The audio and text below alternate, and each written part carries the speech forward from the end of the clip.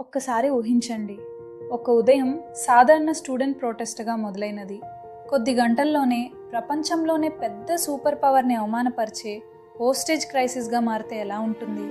November 4, 1979 ఇరాన్లోని American embassy బయట students protest మొదలైంది. కానీ అది సాధారణ ప్రొటెస్ట్ కాదు, పూర్తిగా ప్లాన్ చేసిన దాడి. వాళ్ళు ముందుగానే guard shifts, weak entry points అన్నీ స్టడీ చేశారు. సరైన టైం చూసుకుని బ్యారికేడ్స్ కట్ చేసి గేట్లు పగలగొట్టి లోపలికి దూసుకెళ్లారు.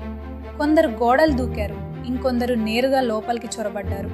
లోపలున్న అమెరికన్స్ వెంటనే డేంజర్ అర్థం చేసుకున్నారు. బయట నుంచి స్టూడెంట్స్ లోపలికి వస్తున్నారని గ్రహించగానే వెంటనే సీక్రెట్ డాక్యుమెంట్స్ని డెస్ట్రాయ్ చేయాలని ప్రయత్నించారు. ముందుగా ష్రెడ్డింగ్ మెషిన్ ఉపయోగించాలనుకున్నారు, కానీ ఆ సమయంలో ష్రెడ్డింగ్ మెషిన్ పనిచేయలేదు.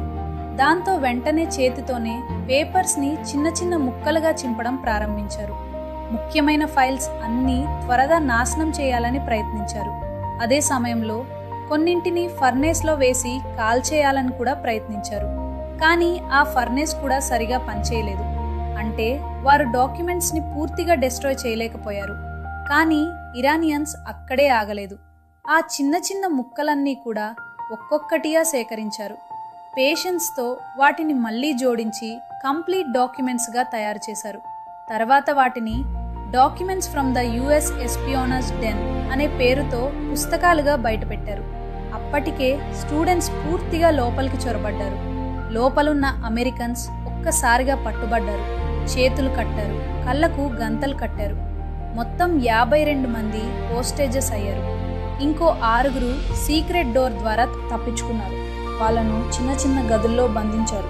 బయట ప్రపంచంతో ఎలాంటి సంబంధం లేదు.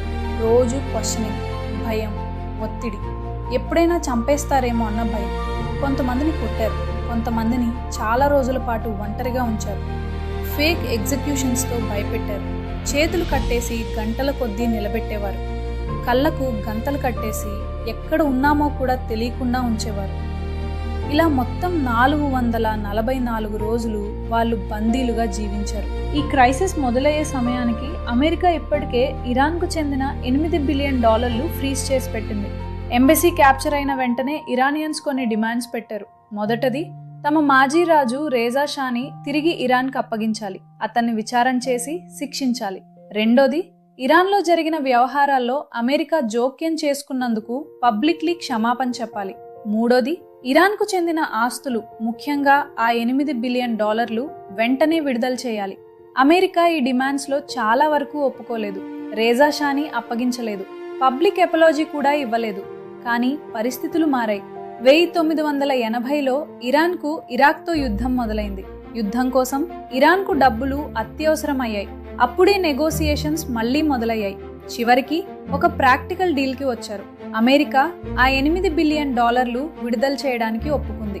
దానికి ప్రతిగా ఇరాన్ ఆ 52 మంది హాస్టేజెస్ని విడిచిపెట్టడానికి ఒప్పుకుంది. 1981లో అగ్రిమెంట్ పూర్తయ్యాక హాస్టేజెస్ని విమానంలో ఇరాన్ నుంచి బయటికి పంపించారు. 444 రోజుల తర్వాత వాళ్ళు చివరికి తమ దేశానికి చేరుకున్నారు. వాళ్ళు వచ్చినప్పుడు అమెరికా అంతా సెలబ్రేట్ చేసింది.